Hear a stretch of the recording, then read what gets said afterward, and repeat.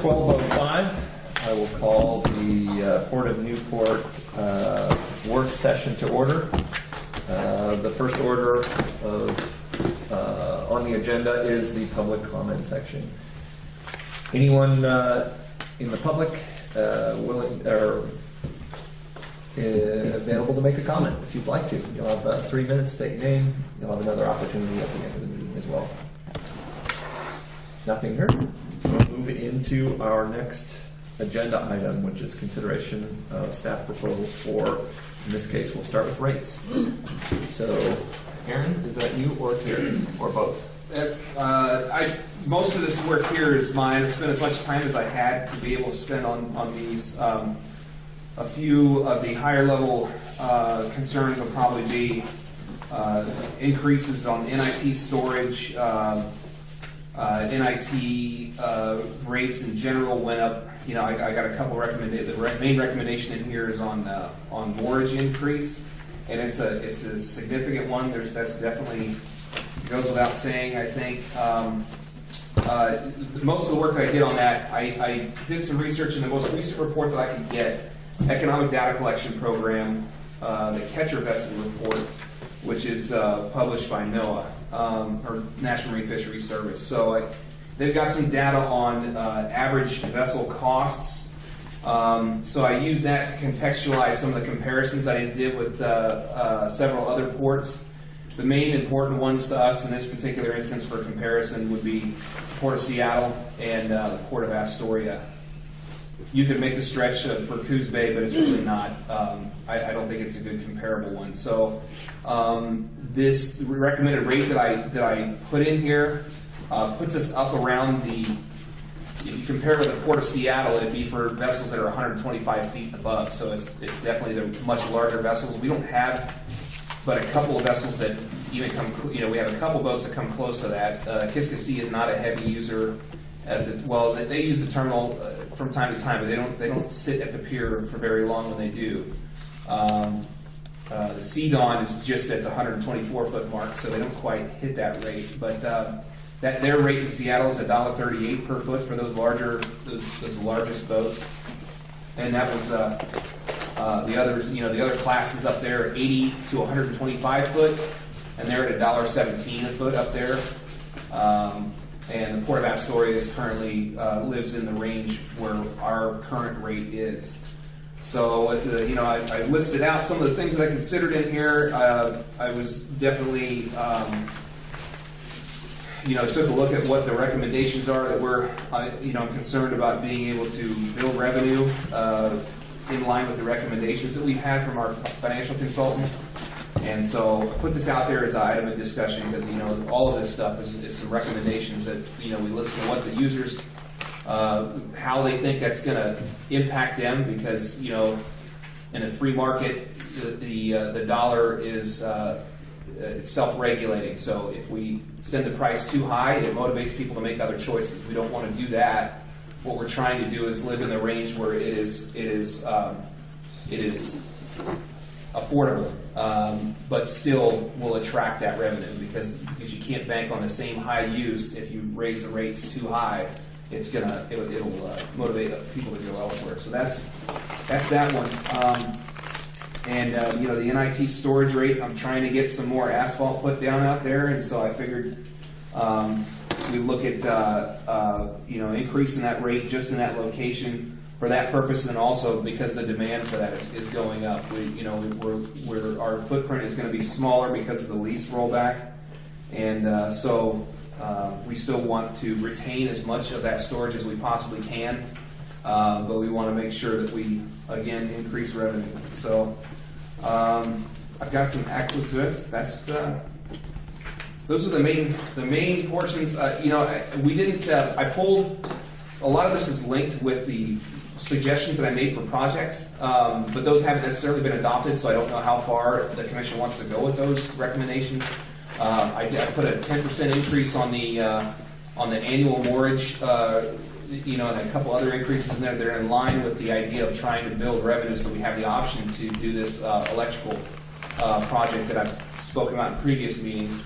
Whether or not that comes to pass still has yet to be determined. So, you know, it's up in the air, and so would the rate be. So, yeah, and everything else was at a 5% increase across the board, with anything that I didn't really focus a lot of attention on. So, I'd be happy to answer any questions.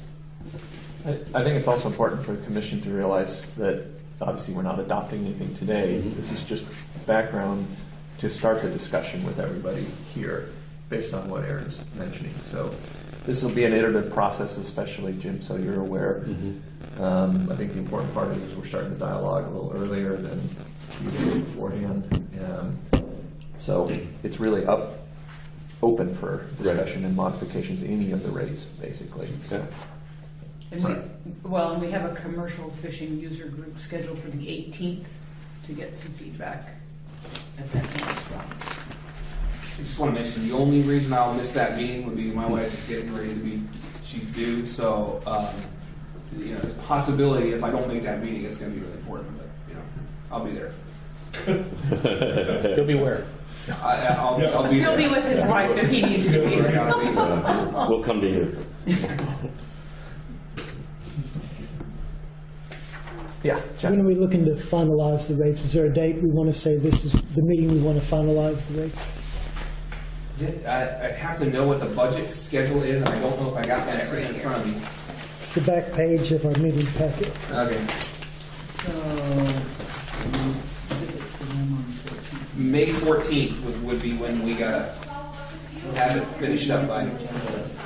You guys are gonna want the agenda by the 7th, so we've got this, we got an opportunity in here. So my main goals with what I want to be able to address for the commercial fishing user group is they brought up some concerns about how does cost that we don't see coming impact, so for example, utility rates go up between now and the 3 years that I had suggested for the incremental increases to pay for the electrical improvements. Will those incremental increases be eaten away by the unforeseen increase in utilities?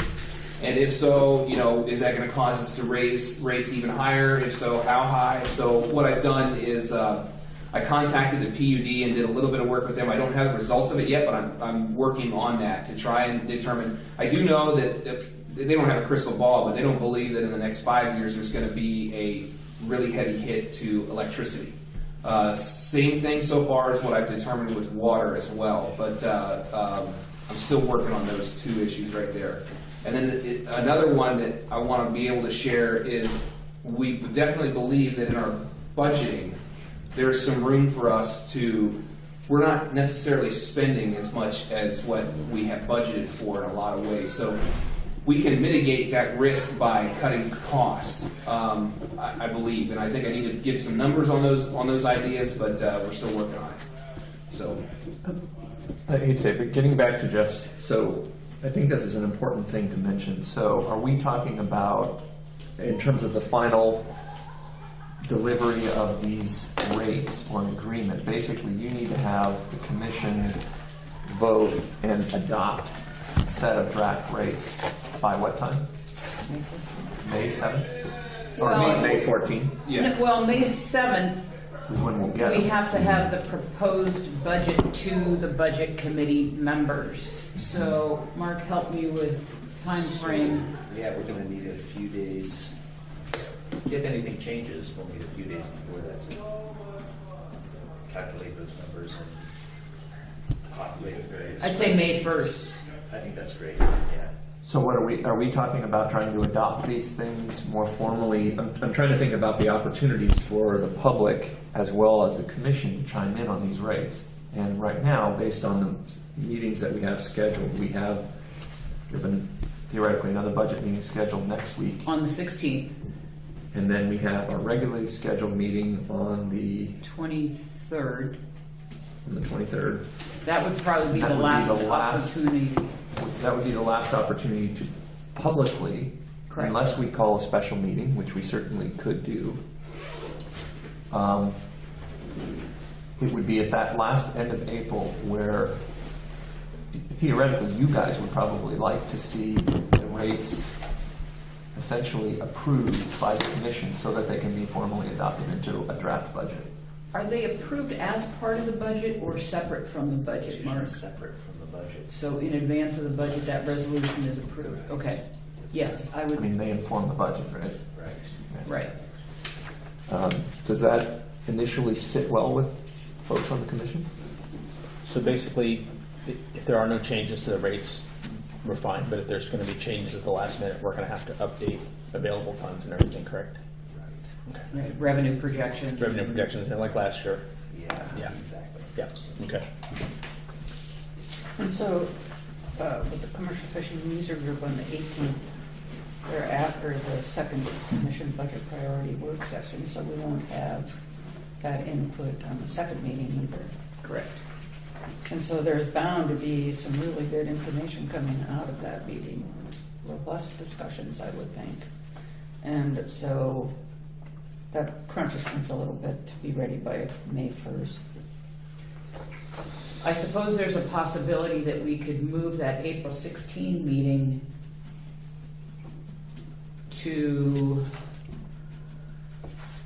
well, when would we move that? It would overlap with, if we moved it a week, it would be the day after. You can move it to the 19th? That's not gonna give us much time to make any changes to anything. What about noon on the regular meeting? Well, wait a minute, what do we, oh, I see, the user group meeting's on the 18th, our second Correct. meeting's on the 16th, and we're hoping to almost flip-flop those. Yeah, yeah. Friday. And our regularly scheduled meeting is the 23rd. Yes.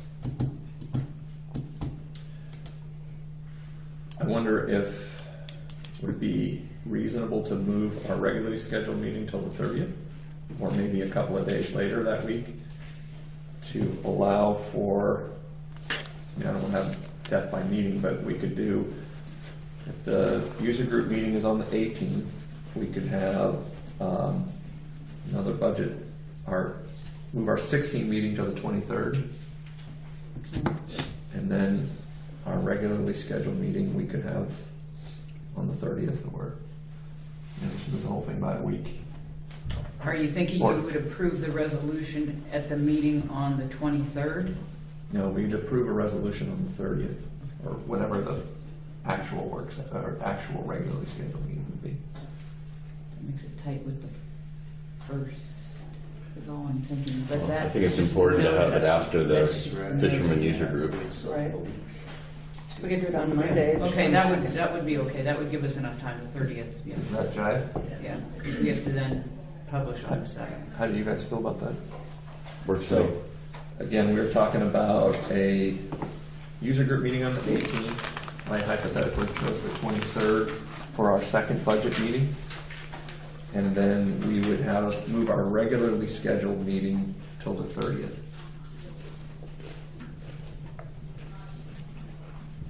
Is there any option to do them both on the 23rd? Like a lunch and then our normal meeting maintains the same, or is that too much for one day? I guess, I don't want to, from my perspective, I don't want to just have meetings to say we've had them. I think the important thing You is just discuss to have space between them so that if any of the folks you guys regularly interface with have comments or concerns, or Okay. anybody else from the public, I mean, it seems still like a very reasonable time frame here that gives plenty of opportunity for public input and an opportunity for commissioners to think about it. But I see where you're going with it. but- Yeah, I'm okay with it. Jeff? Sorry to interject this now, I forgot earlier. I need to declare a potential conflict of interest in preliminary discussing rates as my father-in-law owns 2 commercial fishing vessels that use the port mooring services. I think everybody seems to be saying, yeah, we do want the commercial fishers users group meeting before the second budget meeting. And as long as staff thinks that things aren't pushed too far out to where they're going to be kind of behind the 8 ball, I guess I would look to them as far as what works. I can do anything as far as meetings myself, but what works best for you all for the sequence and having enough time? I know for the finance department, I think having more time on the front end, because we have to line up, it's not just revenue, incorporating capital projects, personal services, with material services, debt service, the other 4 funds, lining all of that up to make sure revenue equals expenses. Then, if a rate schedule gets approved, and if there are a few changes, it'll be easy at that point, because everything will kind of be in place to make those adjustments. So the rates are Time on the front end is going to benefit us more So than the time on 23rd that. benefits you It does, tremendously. yeah. Yeah, that gives them an extra week.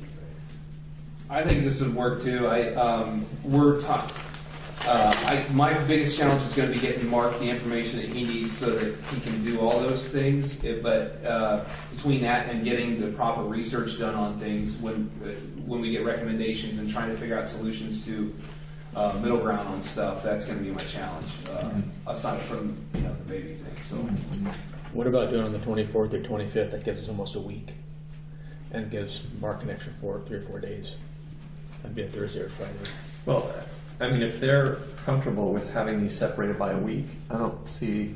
I'm talking about the, instead of the second priority session, having that on the 25th or 26th, and that way that would give us a week of time between the Fisherman's Users Group meeting and their second budget meeting, and then we could still have the meeting on the 30th.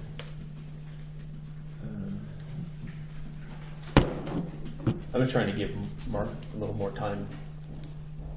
I mean, as long as we separate each of these by different weeks, I don't really care one way or the other. I was trying to keep them on similar dates. Yeah. The 23rd just happened to be a Tuesday, so, but I would think that, backing into it. Mark feels like the 23rd is a good day. The reason for that is I think if we move our regular commission meeting to the 30th, I think I'll be spending the 24th, 25th doing the monthly financial statements. So maybe it'd be good to have everything done by the 23rd. So I can That's fine. focus on the other. So it sounds like we're set for the user group on the 18th, the second budget meeting on the 23rd, moving the regularly scheduled meeting till the 30th. And just so everybody's clear, then on the 30th, theoretically, I mean, we still have an option to make changes as commissioners, but the 30th is the meeting at that time, we would be looking for a motion to accept the rates or make final tweaks to them at that point. But essentially, that's the time frame that we're looking at. Everybody cool with that? Sarah? you okay? Yeah, I'm fine. And what about all the notices, the media notices would have to be? Well, I think we have to have the proposed budget to the committee members by the 7th of May, and I think we feel like that gives us plenty of time. Yeah, we can publish as soon as just 5 days before the meeting, but not earlier than 30 days. I think we'll be within that range. Okay. All right. I think we have a plan. Great. Now that we figured out the schedule, we need to, anybody have any comments about what Ann just presented? I've got a few comments here. I guess I could start, for lack of any, might as well. Let's see. Aaron, did you guys look at the idea of, we have a high traffic user fee at the RV park for certain times of the year, or for the RV park. right. Have you guys looked at doing that for the recreational marina as well? No, we haven't. I got to talk to Bill more about that. We talked about surcharges and, but we didn't talk specifically about the marina, so I have to talk to Bill about that idea. And the idea that somebody might pull a boat in and stay on it for, Yeah. right at 4th of July or it's perfect time. Let me talk to them about that and see what we might see. We'll see if we think it's going to still work. You had an admin fee on page 8 for just in general, and this is something that I'm a little sensitive to because I know it takes a lot of time. I'll use it as an example. The personnel lift thing, you say local rental plus 5%. Yeah. I mean, 5% It's not that is much. nothing. Right. And I almost feel like, for the amount of work tracking the invoice, following up, it seems like that should be higher than 5%. I really looked at that one yesterday because we had to do that, and it really doesn't. It's not it doesn't pay at 5% for us to have to do all that extra work. So, yeah, I agree with you. And I think it should be at least 10%, if not 15. But of course, it depends on it, because if we're talking about, it depends on the size of the equipment and all that. I'll figure that out. Yeah, I think if you could look at that a little closer, I just don't want us to be, losing money, if you will, on that. And I know it touches, tracking invoices touches a lot of departments. Yeah, definitely.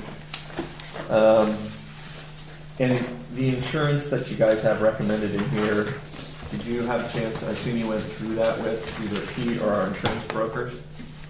We've done that pretty recently Yeah.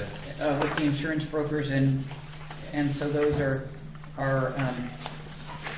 that was, gosh, in the last 3 months, I think we did that, Karen, if I'm remembering correctly. I don't remember exactly when, but it hasn't. Yeah. Yeah. Are there any, You're talking salaries and wages. no, I'm talking the last page, like page 15 and 16. We're still in limits. rates. Oh, okay. The rates, so. Okay, good. Um, Oh, insurance certificates. And have people had any issues with those?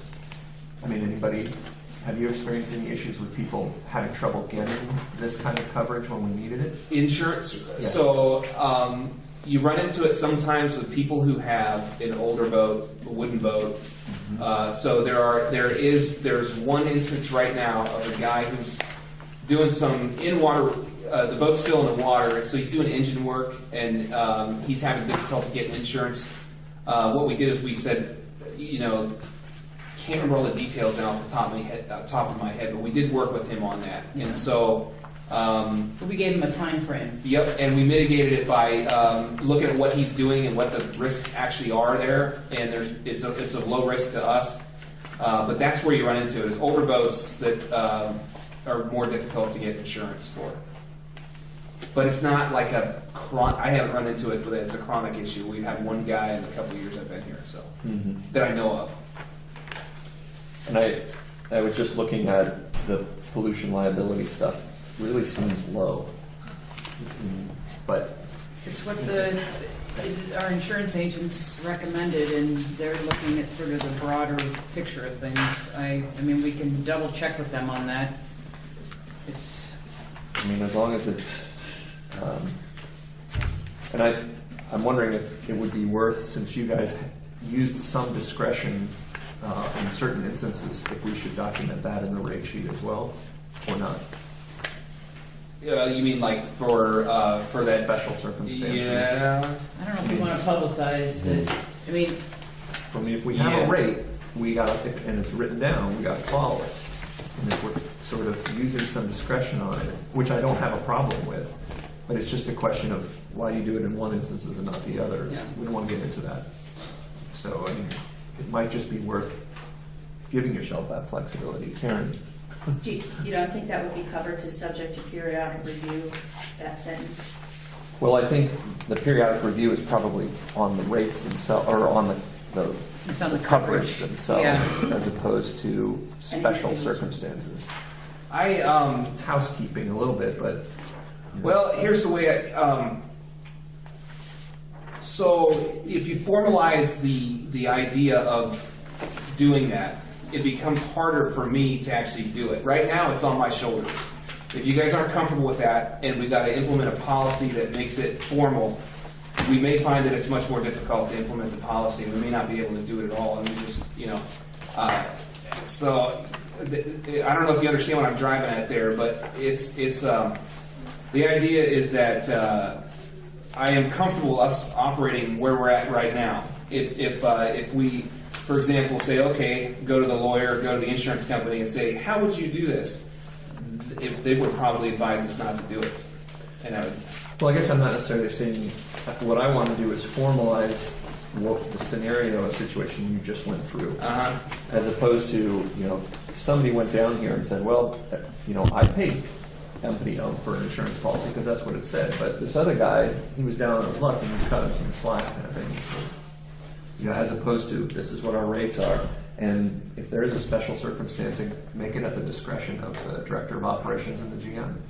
That's all. I don't recommend we do that. That's my opinion on it. I think that we need to have if we aren't gonna we got to follow the rules, so we follow the rules, and I don't think we would want to make a way for people to not do that because they're going to exploit that. But didn't you kind of go outside the rules a little bit by? Well, that's I mean, part of this calculated, but- review and risk assessment by management, Right. is what we thought we were operating Yeah. within there. Limits. Limits 'Cause are if you- subject to review and risk assessment by management and/or the port's insurance agent of record. So if I'm a customer of the port and I look at that same scenario, I'm going to find a way to make it possible for me to get the lower rate. I'm going to do whatever I got to do to punch those tickets, and I'm going to do it every single time. And I think most people are like-minded like that. Well, if you guys are comfortable enough thinking that the limits are subject to review and risk assessment by management or other point, I mean, maybe that's enough.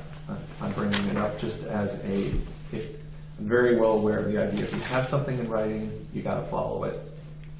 And if that gives you the wiggle room, then I don't want to dominate this conversation. No, I support that. I hate to open up Pandora's box and have everyone trying to scam and get lower rates. Right, I'm all for Yeah. having the judgment of the staff make those kind of calls. At that, I mean, we're talking a very small sample size. How often do you ever do that? We had one guy that we've got one guy that needed to be able to, and it was, like I said, the particulars of the scenario are, the risk is minimal because he's removed everything from the boat, basically, and he's doing a little bit of work, and, if it doesn't work out, we're just going to say, look, you need to get the boat out of here right now. So it's kind of a one-time. Yeah, it's like a one-off kind of thing. Right. Well, to be clear, I don't have a problem with it either. I just want to make sure it's written somewhere. And I think what we're talking about here is this statement that's in here is enough to cover the discretion that you exercised in this particular situation. I think so. Worst case scenario, I get fired over it, or something like that. I'm seriously, that's the way, that's the risk that you take. I mean, we talked about it extensively before we decided that this was okay for us to move forward in that direction. Between you and I and Kent, we talked about how Kent was going to monitor it. We set some. I'm not worried about that part of it at all. Yeah, I'm just looking yeah. at what we have written and making sure that you guys have enough written documentation Yeah. to exercise the discretion you did. I think so. We're all good there, then that's fine. All kidding aside, I literally take 100% responsibility for it, and then so you can hold me accountable if need be, and that's good, I think. I think the risk part of it is the whole deal. And I trust these well-trained people and their knowledge to follow through on that sentence. That's my only concern with insurance is the risk. The visiting NOAA vessels, I hate to bring that up again, but there's an insurance thing. What was your thought here on that? Or what is the thought there? Where you at? Sorry, 16. 1.5. There's a, We made as minimal changes as I did. That was a hangover from last year. Didn't get changed. 16. Where'd she go? because aren't we, I can't remember where we landed on that, Aaron, in terms of, I think I know where NOAA wanted to go in terms of not having anybody utilize that dock other than NOAA ships or ones that are clearly designated as government-owned or publicly operated vessels. Versus, well, we just, we're trying to be good neighbors and sure, you can tie your boat here. Right. I think that's maybe a lease issue versus a rate for insurance issue that we need to address with them in terms of what the intent of that language was about visiting vessels. Because I think right now, when we don't necessarily know what a visiting vessel is, and we don't necessarily follow up on that and say, hey, where's your certificate of insurance? So perhaps this is not even the place to have that addressed. Well, that's why I bring it up, is like, Yeah. should we remove this under the idea that we're going to work that out still in the lease? I think so. I Because think that's the place to work it out. what I recall where we ended it was we stuck that in there at the end of last year, and then we never got finished on that. And so I think it's something that we worked out. And just as a perspective, Aaron and I think at that point Patricia, all met with some of the NOAA folks to talk about other ships utilizing the NOAA pier that aren't NOAA vessels, and how that, if it's damaged by them, who and how would we actually get that repaired? So, but topic for another time, but I think probably removing it from here is probably a good idea. I think we add it to our to-dos about leases, which is already on that list. Others? Yeah, so I've got a couple. On vendors, on insurance, have we ever come up with that? And we had talked for the last couple of years about having a vendor list and doing a one-time fee for vendors to conduct business on port property. Have you?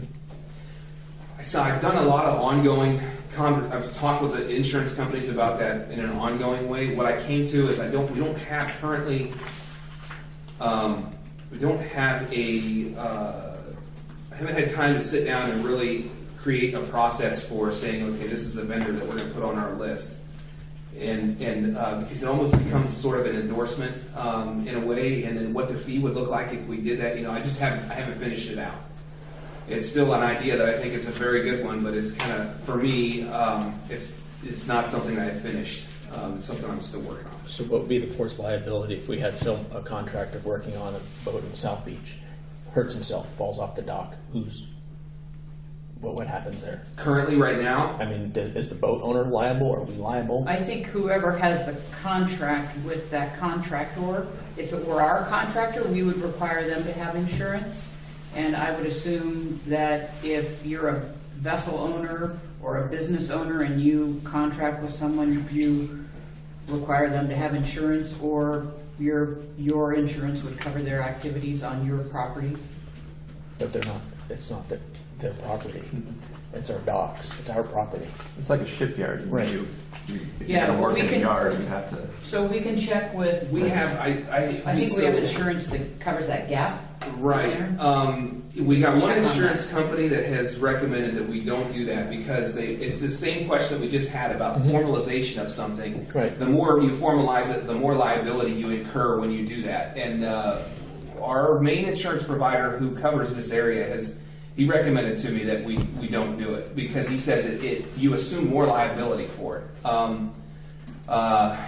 Because then it gives a situation where the claim that you described there, the question would have to be where's the port's involvement there and what was it? And so if we've got a process in place where we have to vet these people, then what I would say is we really need to dedicate resources to this process and doing it properly, so that when a claim comes up, we have done everything that we possibly could, and then our risk goes down. And the potential for a financial impact to us is mitigated quite a bit. And I don't know that we have those resources right now, but I could commit some time and maybe tell you what it would take to do that. Special districts have a program that you could talk to them about. They might be able to. Most of this I worked out with John Russell. I've worked a lot with him on this, and so yeah. Our insurance agent, and he works with special districts Yeah. insurance. So we can ask him about that specific situation and have him write something up for us so we understand that and we can share that with you.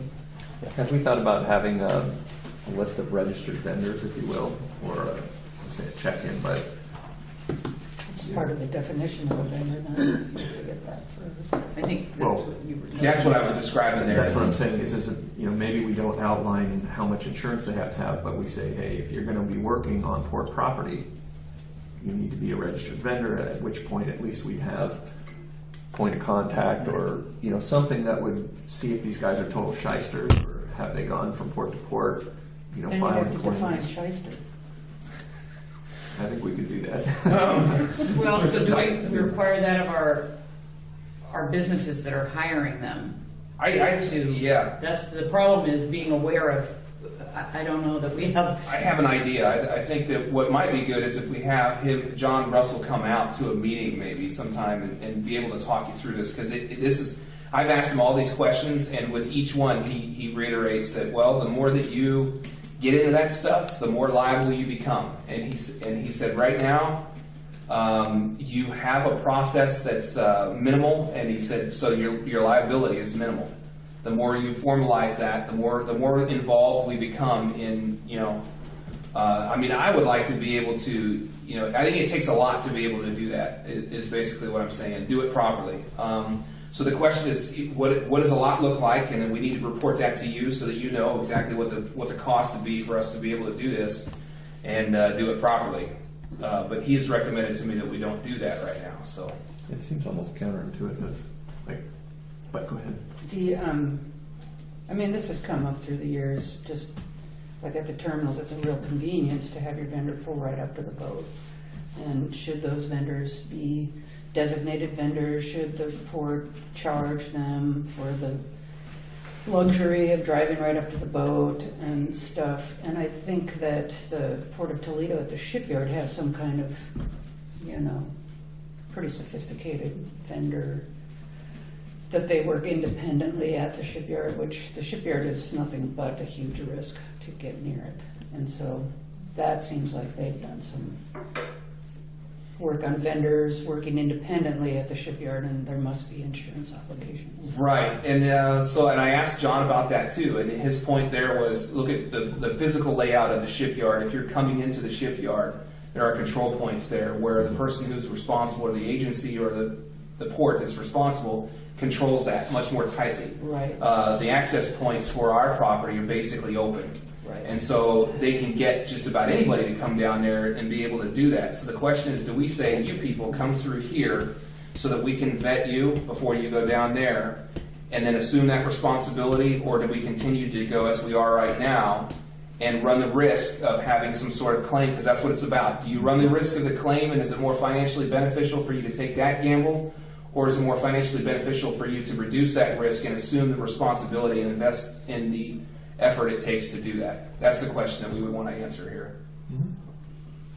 So why don't we have John come and speak about this at a meeting so that he can respond directly, since it's a pretty complex topic. Would that? Anybody? So after our 3.5-hour meeting not too long ago, I kind of had the thought that there's probably not too many cans of worms we want to open at one meeting, or issues we want to troubleshoot from the ground up at a commission meeting. Something like this that's complex and it deals with legalities, we're not going to troubleshoot and know every nuance, but I'm sure ports have gone through this, the insurers have gone through this, and it's probably something that sounds like Aaron's already spent a bit of time, and if the staff can, if we ever want more information, they can probably go back and write up a 2-paragraph or information that kind of tells us, or if we ask for what do other ports do, maybe that can be investigated and brought back at the next meeting. But we don't want to reinvent the wheel, but I'm thinking other ports have gone through this. There's probably a best practices. We can probably figure out what that is, and then it'd be explained to us in a summary form.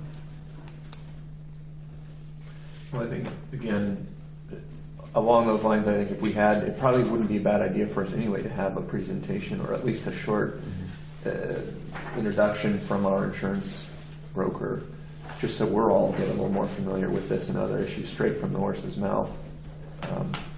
And it sounds like you guys could facilitate that at one of our upcoming meetings. We will. Okay. I don't think it has an impact on rates per se, short of the liability limits that you've already assessed and determined to be acceptable. So, Well, it is a possible revenue stream if you implement it like the way the Port of Toledo has. I think it's a revenue stream for them. It just depends on how you want it, So. yeah. Yeah, they definitely do it for revenue. And if we're going to take on that liability, we should be generating revenue, right? I think it's as you said, Jeff, I think it's a discussion for a slightly different time, but I think it's definitely something that we, as a port, there's risk associated with it, there's liability, and it's probably incumbent on us all to have a little better understanding of it going forward. I think John would appreciate the opportunity to come and talk to you about that. Let's keep rolling. Other questions on rates? Everybody else have to go. I got one more thing. Go ahead, Walter. So annual charter operating fee, page 11, section 4B. This comes up every year. Are we just doing that for the charters operating off of our docks, or are we doing that for the ones out of our parking lot also? Right. This is another one of those examples of how do you enforcement. And so if it's a charter operating fee, it should apply to all charters. So The question is going to be, and this came up last year, what's the enforcement of it look like? Because it's, what I hear from the charter offices, they're complaining about people operating illegally. And so if they're operating illegally, we're not going to capture that from them. I wouldn't say illegally, but they're operating, basically, we've, by having the marina, we're basically giving them a place to conduct business for free. Right. And we do have TCB, and my concern is with the decline in salmon fishing and everything. More and more guys are coming from the valley, coming from the Portland area, and they're taking rock fishing trips out here. And you have a 25-foot open-ended guide boat that are crossing the bar under the guise of a charter. And you know as well, just as well as I do, that that's basically driving a shovel with a motor behind it. And I've gone across the bar when it's been restricted for recreational vessels, but they just go right through. And we are inviting ourselves for some liability here if we don't charge them a fee, make sure they have the proper insurance, and so forth. And we're also missing out a revenue stream. You know, when I started fishing out of here, there was maybe a half a dozen, but now during the busy times, you'll see up to 24 boats out of here. And we're missing out on a revenue stream, but we're also, I think, personally opening ourselves up for liability. If one of those boats goes down out there, we've basically given them a free rein to conduct business on our property, and they take up our parking. They don't pay extra for that. They invite their customers here, and I'm not against guides or charters, but I'm just saying is that we're giving them a free spot to conduct business, and we're opening ourselves up to a bunch of liability, and we're also using those spaces for other customers. That sounds like an OSP thing almost. I mean, we get into enforcement too much of defining, It's hey, it looks like you've got They have to have a people sticker. with lunches. What are you up to? You have to have a sticker on the boat, and most of those ones, it looks like a NASCAR. Yeah, how are you gonna get them to? I mean, it's like guys go out and catch a bunch of halibut and sell it to their buddies in the valley. I mean. Well, this isn't about that. It's about it's someone who has a charter sticker on their boat.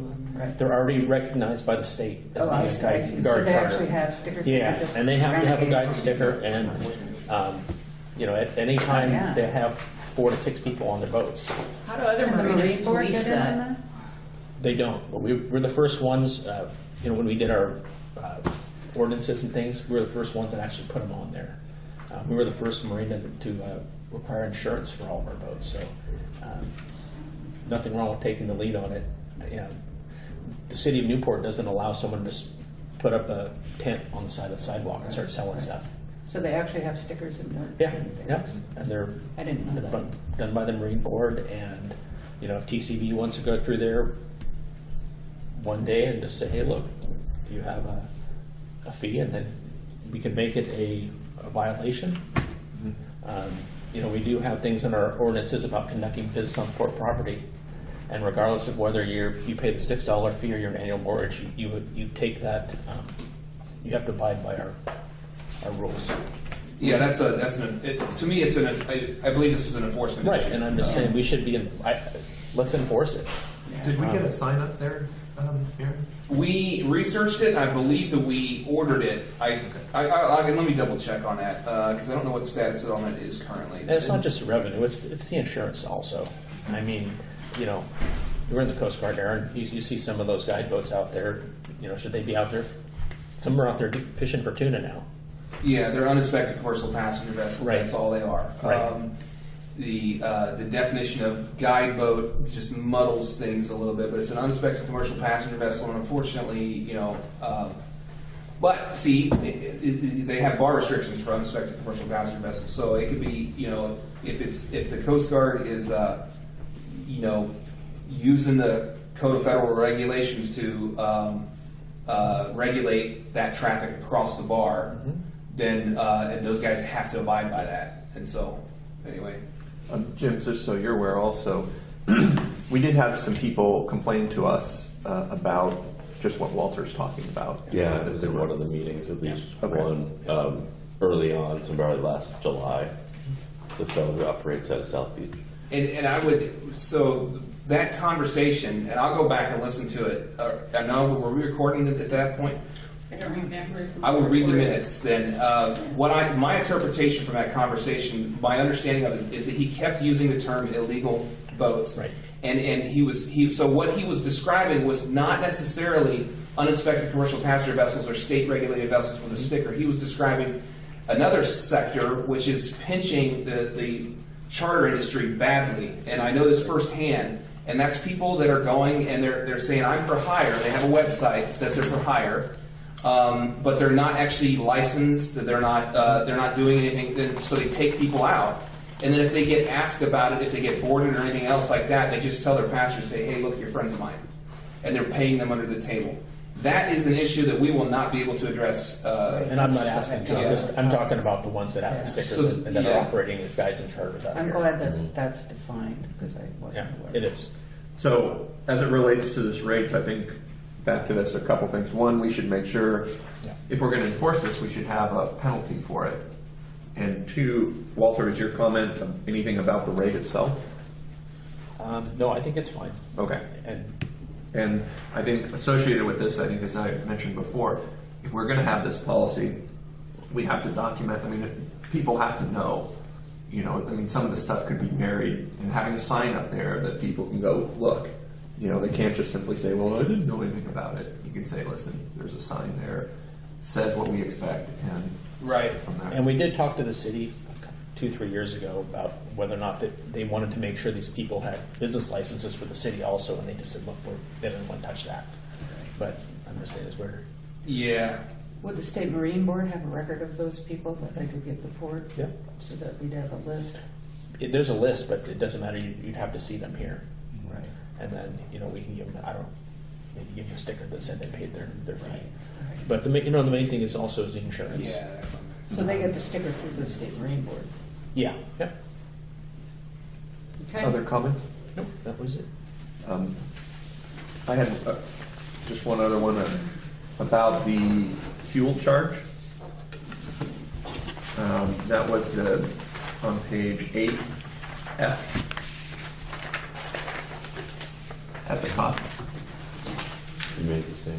Yep. And I know there's history here, but and maybe I don't know if you want to try to unravel that, but to me, this is an interesting topic on a lot of different levels. I think there's certainly an opportunity for revenue generation here, and somewhat appropriate on some level, but I don't know where the 0.034 came from, how long it's been in place, how often it's actually charged.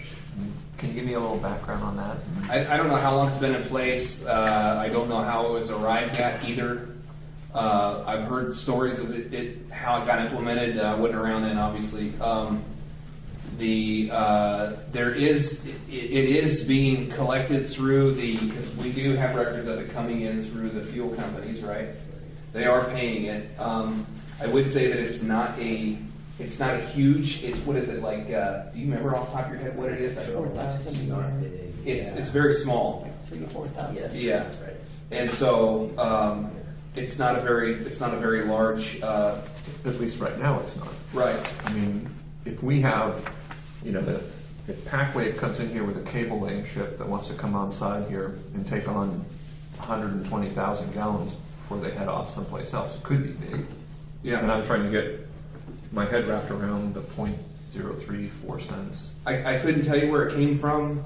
It was there. I didn't recommend it be changed because there was some It was an discussion about it last old year. agreement with the port commissioner with some issues, and it just hung out as a rate ever since. So it's been that way for how long, you think? Probably like 35 years. 35 years. A while. That person is now at 20. Rhonda? Yeah, Rhonda, Ann Street. And, I think it's interesting too that, like, why would NIT have that? And, I mean, I don't know the NOAA lease, so of course there's something in the NOAA lease that, wouldn't it be nice to get that from NOAA? Wouldn't that be nice to get that from anyone coming down to get fuel? But I'm not concerned because it's not a lot and I don't hear the fishermen complaining, but it just is a standalone anomaly at this point as to why it's there. What we want to do with it, Well, I mean, I think it's a potential revenue source. The pier itself I would be provides interested it. if any other ports, because you can drive your fuel, it's the only dock that, NIT dock is the only one you can drive the fuel truck to, besides Noah and Port Dock 4 when it was over there. But, so I'd be curious what other ports do about fuel, dock fuel, Mhm. whether they even have vessels that can come to a dock to fuel. That, rather the trucks can go to the vessels Mhm. to fuel, because we have a fuel dock down at 5 that the vessels come to the fuel, but this is the fuel comes to the vessels, and so I don't know. Well, vessels can't get it to the dock, some of them. Right. So they have to have it. Right, see, and that's another infrastructure, well, So they're kind of being penalized at this point, you could say, because they don't fit to go get fuel where everyone else does. do we charge us? Is there a fuel surcharge charged at the fuel dock currently? Not at the fuel dock over on in a commercial marina, but on the South Beach side, it's in a lease that we get. Because we maintain this, we maintain the fuel infrastructure over there. There is a certification that we had to get to be able to pump fuel over the pier there, and I've not been able to run down exactly what the cost of that certification was, but that needs to be accounted for. I haven't had the time to be able to get those details, so, I mean, I guess all those things is what I was thinking about, because to pump over the water requires yeah. a permit. And I was even thinking about, I assume we're responsible for maintaining the pipes that come down Port Dock 5 and out to the fuel dock? Actually, he owns the tank and those pipes, so So that's why there's no surcharge in the commercial marina, Got but it. there is in South Beach because we own that infrastructure down there. So there's sort of a precedence for either a fuel charge or somebody else pays it or deals with it. If the fuel dock guy wants to charge a surcharge, which he probably should, to replace his pipes if they start to fall apart, that's up to him.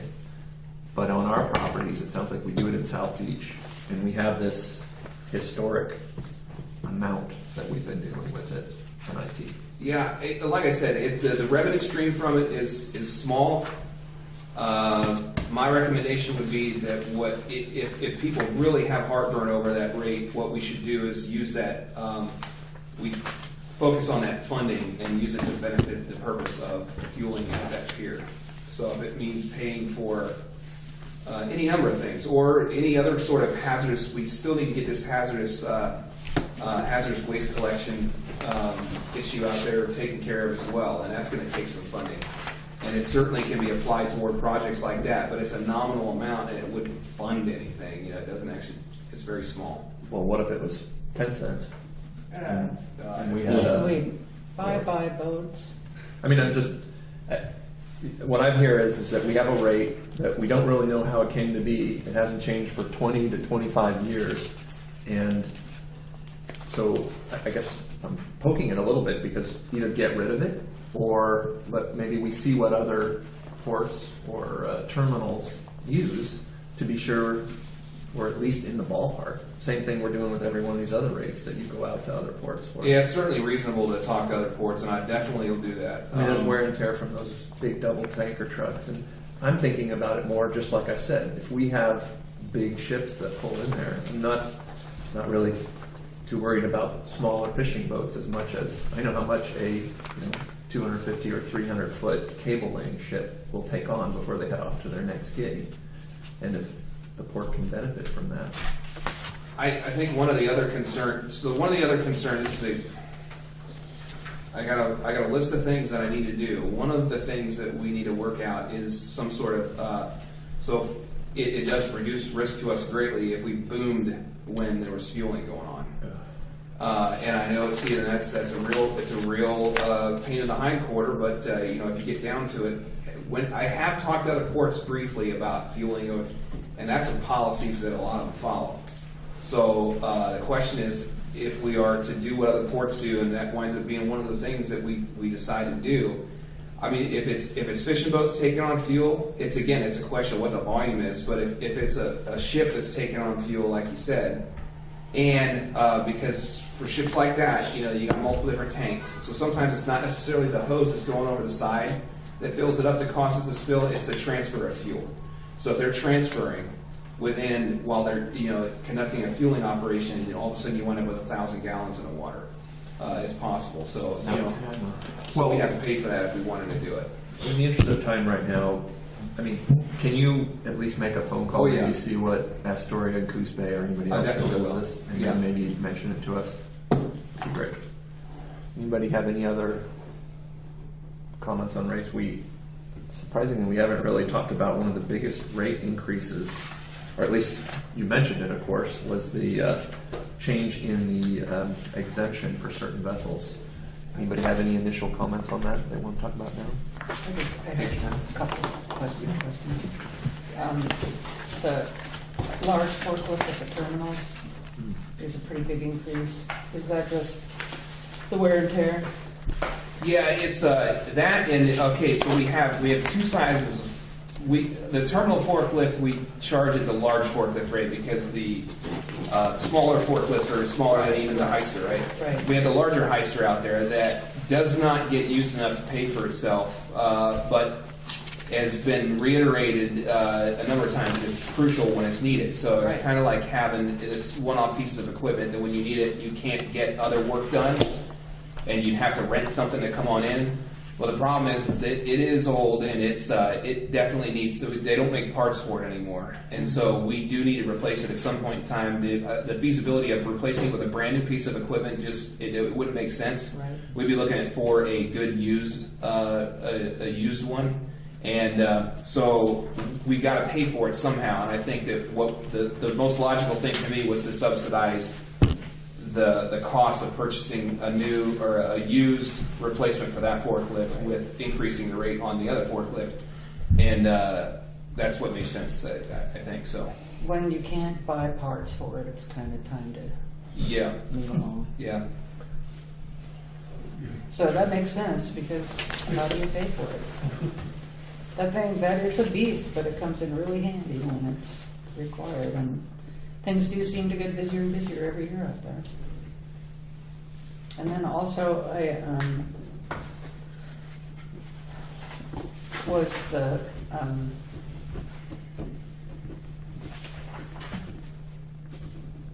7 days max on net and gear maintenance. I just wondered just what kind of, I have no issues with, I think it's been undercharged for years and years and years, and I just wondered about the 7 calendar days max. If that was something we always had, or if that was new. So I think that it was a new thing that got put in there. I talked to Don about it, and he said it really hasn't been an issue. I think what it does, he's never had to enforce it, as far as I know. But it's one of those things where it gives us an opportunity that if somebody really does leave a net out there forever and too long, it gives us a mechanism to be able to go and say, like, you need to move your net because we got a policy that says you got to move it. Yeah, I mean, I like it. I just wonder if 7 days is enough. And in my experience, it sounds totally reasonable.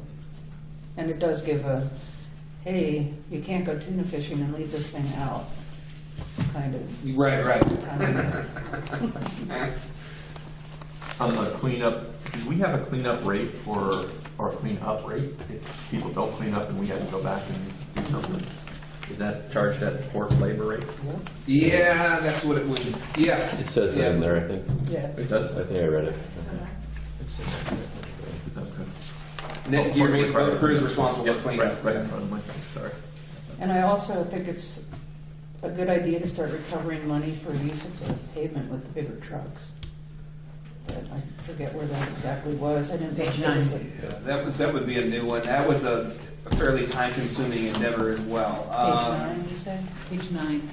I think what we're going to have a challenge. So I did dig. So we found in the lease for the meal plant, there is a mechanism in the lease for us to be able to charge them for that. It's in a weird place, and it's a very thick file. So, but I think we're going to have to address this with the meal plant, probably separately. But I don't know because so they have excess 10, 12 trucks a day when they're in operation. But in any case, The trick is going to be, again, how do we implement the charge, what I would recommend in this instance is another one of those instances where trying to write a policy on when to punch the ticket for based upon the layout of the port is not easy. Right. If we just get this charge implemented, and then because there's hundreds of decisions that get made every day by our staff at the locations and billing, and this should be one of them that they can figure out a standard practice to be able to punch the ticket and say you get charged for this right now, and then address it like that. I think it's a reasonable way. It goes hand in hand with the independent buyers are the ones that are also, like down at the Hoystock, we had, it was 25,000 in pavement. And did we really recover that while they were using it? Because it's a truck thing, it's not a full truck thing. So I kind of, you don't want to soak anybody for anything, but to start realizing that we have to replace pavement because of the truck traffic is something to have a dialogue and lease agreements, I guess, would be the best. So I kind of like opening that up for discussion. Well, So I wouldn't say implementing the fee, I would call it re-implementing, since we haven't been, it's already been implemented, and just so it's not as if we're doing something new, we're re-implementing the charge and just All right. change the term to that, because obviously we used to charge that, and we haven't been, so we're re-implementing it. There's a big difference in that. And just back on the cleanup, I know we pay Allen's $550 every every 2-3 months. Is that money for the cleanup? Is that where that's going from? I couldn't tell you for sure. Do you know anything about that, or what was that? He's talking about cleanup. So this one I don't You mean like the think street cleaner? Yeah. I mean, Street cleaner. Oh, that's. they put that in facilities that comes out of facilities maintenance budget. right. What I'm just saying is, Sarah brought there is a cleanup charge. I mean, is that where that money's going to, or are we just putting that in the general fund? And hoping okay. Most things go into the general All right. fund. That's all. Yeah. Yep. the hydraulic crane, Aaron, we've had a lot of talks about that. Pretty expensive to replace. Right. Is the rate that you proposed here looking at? I mean, how did you come up with the rate that you have? I mean, it's still even pretty low. It is. It's very affordable, I should say. All right. So what I based it on a $6,000. I'm sorry, 6,000 hour service life on the crane. I've been talking about the crane for quite a while, so if I get going on this, please cut me short. All right, so I based on a 6,000 hour service life. I got that from the precedent we set with our other pieces of equipment. That's about what we look for to get out of weightlifting equipment, 6,000 service hours. I wish I had the numbers with me, but I've looked at this before, and I believe that this is, over the span of 6,000 hours, you get about you get right around 10 years out of it. That's the number that I Yes, that's what we've been that's talking about. 10 years. Yep. So at that rate, and if you get 10 years or 6,000 service hours, whichever occurs first, then you generally will pay for a replacement, including the cost of the future value money or increases because of inflation. But the thing is, so here's the thing though, Don, whether you get to 6,000 hours is based on your use, and we regularly operate the 30-ton crane at its upper limits. Equipment isn't usually designed to do that. Usually, it's designed. It's just like with an automobile engine. It's designed to operate at cruising, which is not at the red line. And so, if you're running at 3,000 RPM you can get a lot of miles out of it. But if you're always driving it at 6,000 RPM, you're going to get significantly less out of it. I am coming to the conclusion, I believe that we are operating the 30-ton crane more at that red line mark very frequently. And so we do regular inspections on the crane, and we do all the regular maintenance on the crane. Don keeps a really close eye on it because it's obviously a concern of ours. But I mean, we just replaced a cable on it this year because it was twisted, because it wore the cable out earlier than what we expected it to. And so I don't know if we're going to get that service life out of it. So maybe what we need to do is look at paying for the crane in a shorter period of time. If we're going to have to do that, then we're going to have to bump the rate up. And if we're going to have to do that, what I would recommend is looking into a new crane. But we're going to need to do that anyway because people don't realize how old it is, and it's already getting to that point. We are on track for 6,000 service hours it's coming up on 15 years. It'll be fully depreciated at 15 years as far as it being an asset. The crane is, it's right at 10 years old right now. 5 years left. Yeah, so we got 5 years left on that, but it's at 3,500 service hours right now. So the question is it at the end of its service life or not? I'd say I need some more time to figure it out. Is basically what it is. And I think in the next year we should probably start considering getting a new one, and maybe then we got to touch that rate. I just don't know. I think that goes hand in hand with the fact the boats are getting bigger, there's gear changes more often out of the terminals, that I think when a replacement, we'd have to get a bigger one. Well, is the cost here offsetting the cost of the inspections and general maintenance on the crane? Yes, yeah, it is. So I guess I just wanted to know how you came up with 6.8% and where that fits in, as you just described, sort of your thoughts on depreciation and replacement, which we're sort of out of the ballpark on anyway. We're not going to get a crane based on rates now. Yeah. We can do that going forward if we get a new one or a used one. But where does your proposed 156 fit in the grand scheme of cranes other places, I just want to make sure it covers the service that we're trying to do? Based on that 6,000 service hour 10-year idea, it covers. But if we go up to the next higher crane, it doesn't really cover it. We're going to have to adjust it higher. Sure. I'm just talking about us. I don't want to lose money on the crane based on general replacement, which you'll expect to be increased as the crane gets older, and any service contracts you have. So we're covering that right now, but it does depend on when we replace it. Because if you got 15 years to pay it back, it would be, but we aren't going to have 15 years to pay it back, I would say. So your increase was based on that increase. I'm sorry. I came to these conclusions after I made that increase, because I've been working on this after even. So I made the increase. That increase was more. So I adjusted the Heiser rate and that one to try and cover the cost of that new bigger forklift. And so I figured to hit both of them a little bit, and we'll be able to get that forklift sooner. Because it's on the acquisition, it's on the capital improvements list. So I'm trying to cover that thing. So you're using the crane rate to help offset it's all weightlifting equipment. I figured that was reasonable. The other thing I'd like to be able to do is we really need to consider, this is somewhat off, this is more on the the employment topic, but we have significant challenges in getting crane operators in there that are proficient. And I'd like at some point in time to be able to consider, because they're taking on a lot more responsibility, they're taking on a lot more, it's a lot more skill, and there's a training lift that comes with it. I'd like to be able to offer our employees a seat rate, aside from Don, because Don, it's basically, but I'd like to, the people that come and fill in for Don, I'd like to offer them a seat rate in order to incentivize people to take on that additional responsibility to be the person that handles that weight. Because a lot of them don't want to do it, and I can understand that. Me too. We probably don't want the ones that don't want to do it to do it. No, and that right there is a really, because that's a very important thing. If they don't want to do it, I don't want to be standing on getting that crane and lift that weight. It's a bad risk assessment. It's a bad thing. Well, there's another component to it too, is that you have to even out the uses or the time in the seat.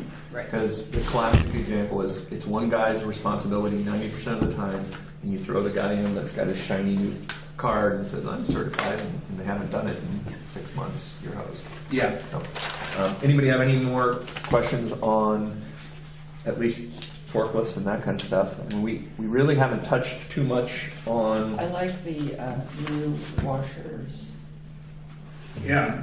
rates. It's always fun to get a new washer. We're still the cheapest act in town. Yeah, I was really surprised at that. But yeah. The exemption rate that Aaron had proposed, I mean, we don't have to, nobody has to comment on it now, but it is one of the more glaring changes in this rate. Do you have any thoughts they want to share at this point? Well, I mean, we could talk about it, but I think we're going to revisit it quite a bit at the Fisherman User Group, so I didn't want to kind of waste time going too into it. I think overall, his approach to raise rates has been good and pretty uniform. There's a couple inconsistencies, but I'm not going to nitpick on it at all. If anything, our general rate increase can maybe be a little higher than 5. I think I'll defer to the NIT conversation for a little bit after that fisherman user group. You know, Right. that's kind of my 2 cents. Perfect. Anybody else? Yeah, sure.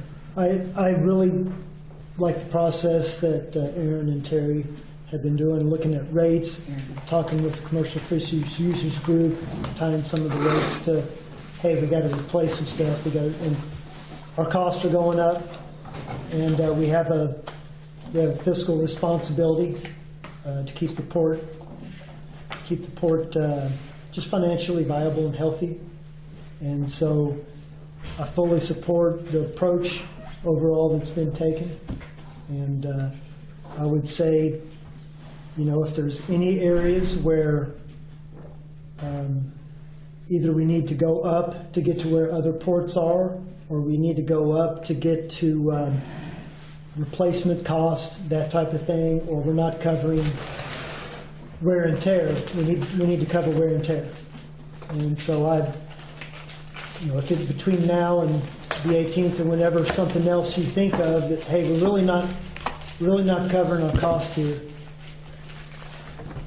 throw that on the table too, because I applaud everything, the raises, the approach, and working with the users group is excellent approach. So I looking at this in conjunction with the capital projects and everything, I like everything I see. Great. Walter, any thoughts before we move on at this point? Sarah, anything? It just, you know, we're a service port. We're unique in that regard, that fishermen can come and, I mean, a typical example, I asked a fisherman, so how is it down at Coos Bay when you have to like switch out your shrimp gear or your net or something? He says it takes all day. Here it takes 45 minutes. So that's part of the cost of being a very good, you know, service-oriented port. One thing I did want to share with the commission too is that in comparison, you know, when I compare things with a lot, like take the truck rate for example, on wear and tear, I called a number of them and said, "Do you guys charge for this?" And they say no, but we really need to do that, and we're not covering costs as it is. So basically, it reiterates that the ports in Oregon do have a chronic problem with a lot of this, and so in some of these cases, you might see us stick out like a sore thumb. You also might see us leading that effort as well and trying to get everyone caught back up and trying to make sure that the facilities are actually maintained. And that's the key point, is if we're going to do this, we got to make sure that we're putting back in the facilities. All right. I think that's a good, healthy discussion for right now. Unless anybody has anything else, I think I'd like to move to the next agenda item. If we're okay then. Next item on the agenda is the personnel expenses, and Terry and I have chatted a little bit about this. Yeah. You want to go ahead? Yes. Okay. So, So Mark has prepared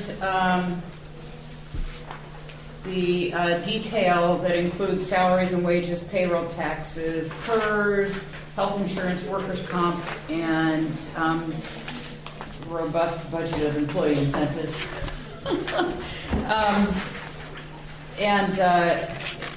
There's a lot of assumptions made based on insurance providers and what they see coming down the road. So as you read the narrative in the staff report he prepared, these are the, you know, this happens every year. You kind of get the best numbers you can, and sometimes they come in a little higher or a little lower. But what I really wanted to talk a bit about was what Aaron alluded to, and when you look at our spreadsheet of personal services and our costs, you don't see huge increases because everything is pretty consistent other than cost of living and merit, which we budgeted for January of this year, and we've budgeted for January of 2020 as well at 2% for cost of living and 2% for merit increase, which Some of the folks I have talked to in the human resource field feel that that's woefully inadequate, but that's been what we've been able to afford. And so that's what we plugged in, looking forward to next fiscal year. What's happening, and we talked about this when we were talking about pay equity, and one of the things we recognized going through the pay equity process, and in conversations I was having with the human resource consultant that was helping us with that process, was that we really haven't upgraded, or updated, I should say, our position descriptions so that they match the jobs people are doing today.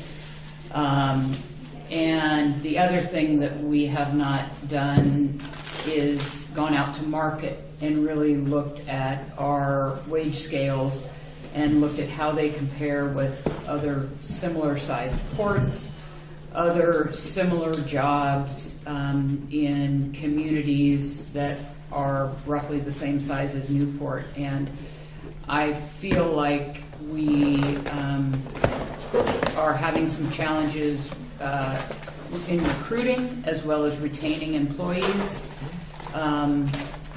Aaron brought up having a premium pay rate for someone who is trained and proficient and maintains that proficiency on the crane at the terminal, as an example. We have the past 2 seasons, for the past 2 crab seasons, had a premium rate for someone to operate the hoist dock on a second shift. And I think that model has worked very well, and I think that the port needs to look at having some flexibility for not only operating the crane, but potentially operating second shifts when we need to respond to surges in certain parts of our business, whether it's the recreational marina when it's a big weekend for halibut fishing or salmon fishing or whatever, and we know we're going to need additional, sort of all hands on deck, or whether it's to entice people to take special training and continue to be proficient in those areas. So we don't have that flexibility built into our position description system right now. We don't have the flexibility in our position description system right now to be able to create a lead worker, for example. That's sort of a term I'm used to. It could be called a shift lead, or some people want to call them assistant managers, but these are folks that have the responsibility to lead the staff, direct work. They can't hire or fire or discipline, but they have the responsibility to ensure that the work gets done, and they're paid a premium to do that sort of work. And that can be intermittent, or it can be on a regular full-time basis. And some of the challenges we're encountering right now, especially in the commercial marina, we have folks that are interviewing for other jobs, and we know are in the negotiation phase to accept jobs that would take them to $25 an hour, probably next to nothing in terms of benefits. But when you're making $16 an hour, $25 an hour looks pretty good when you are trying to pay your rent and pay your bills, and you're not as concerned, especially if you're young and healthy, you're not as concerned with benefits. And so the challenge for us is to try to retain folks in the commercial marina. And we've got folks interviewing, and there's it just sort of refreshed in my mind that I hadn't had the conversation with you about engaging the services of an HR consultant to help us with those job descriptions and taking those out to market to do that survey. So with Becca's help, we contacted HR Answers, who worked, the consulting firm that has a contract to work at a discount for special districts with SDAO. They worked with us on the pay equity project, and we did a lot of the ground level work on those new job descriptions through the job information questionnaires we prepared as part of that project. And we've gotten a quote that looks like it'll be someplace between $6,000 and $8,000 to go through all of our position descriptions and bring those up to date, and then go out to market and do a position survey. And I really recommend that we try to accomplish that before we get this budget approved. And I think in emails I've had back and forth with the consultant, we could probably do that in the next month, and at least provide information to the commission that would allow you to look at, number one, where we are with similar positions in the market that we will define carefully, and so that we're not comparing ourselves to large metropolitan areas or ports that are much larger than our port. We'll try to get as apples to apples as we can, but that will at least give us an idea of where we're really off base and if we need to take some salary action in this budget preparation cycle. So we're fighting an uphill battle with certain positions, and I just think we need to do the research, and we just don't have the capacity on the staff to do the research. And I think that price range is, $6,000 to $8,000 to get that done. I think it's probably a valuable study, and whether it takes us 3 years or 4 years to implement changes to the wage scale, however we can afford to do that, I think it's an important part of moving the port forward. I heard a really disconcerting comment from someone the other day that in the Oregon Public Ports Association that said, well, geez, Terry, don't you know that it's well known that the Port of Newport doesn't pay anywhere in the realm of what they should be paying staff? And I said, well, I have my hunches about that just based on the feedback we're getting from some of these recruitments, but I didn't know that it was something that was sort of out there and talked about. So I know that our benefit package is a substantial package, but I think for certain positions that isn't what's most valued. So I think building in some flexibility in the kinds of incentives we can build in for staff for additional responsibilities that helps not only with getting certain jobs taken care of, it also gives us some ability to start developing staff who are interested in potential future leadership positions with us. So some succession planning, if you will, in terms of creating the ability to have lead workers and sort of suss out who has the talent and the desire to develop some supervisory skills, which I think is an important thing, as well as attracting quality employees and retaining them over time, because as you all know, it's extremely expensive to recruit and it's extremely expensive to train employees, and then in a year or less to say goodbye to those folks, which is what we're sort of looking at with probably 3 folks right now. So I just wanted to bring that to your attention and ask if you thought that was an appropriate thing for us to take the next step with in that $6,000 to $8,000 range to further inform the personnel services part of the budget. Well, I appreciate that. And just real quick, I'll throw mine out first again. I couldn't agree more with this. I think we need to know where we stand. Recruitment and retention is sort of the hallmark of a good operation, and getting this information, the staff doesn't have the bandwidth to do this. It's not going to get done unless we outsource it. Something that the commission may want to think about if we decide to move forward and endorse this is the potential for that contract to exceed the amount or the amount threshold by which the GM is there, and whether or not the commission wants to at least consider a motion for not to exceed amount that might that would be in addition to your threshold. So as we have this discussion, just think about that too. So, but those are my thoughts. So I think looking at that would be great. I think one thing we've talked about for the last 3 years is we might need to have a honest talk about whether or not we should be contracting these services out now. Whether or not we're so far behind the ball that we can't catch up to what the current market is paying, and do we have the hours that it would take to compensate these people that would be running this equipment at all. You know, during slow times, do we have enough to keep that person busy? And basically, do we have the ability to have a new employee opt out of PERS and insurance? I know we're a public body and we offer it, but can they? I think in order to opt out of insurance, you have to prove that you have insurance coverage Right, so we through might be some other might be avenue. stuck there, but Right. the contracting out the services is something we've talked about for years, and that one of it is, do we have, can we pay enough people on hand to cover all those services? Like, give an example, you're talking about, like, do we need a dedicated crane operator as opposed to Or- outsource it, or what? To outsourcing it, you know, the forklift driving around the commercial.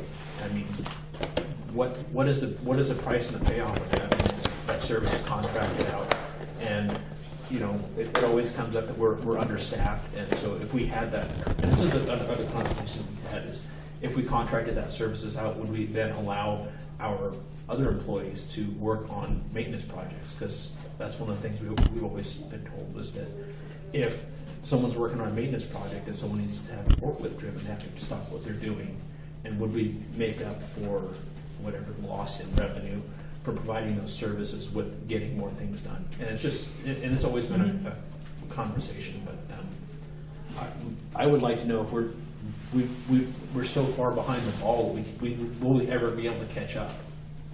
Well, you need to know how far behind the ball you really are. Right. Well, I would say we're 5 to 7 years behind the ball from what our past employment practices have been. So can we make the quantum leap between what we should have been paying these people all along to what they need to be paid now and in the future, to whether or not we should be, you know, honestly contracting some of this stuff out?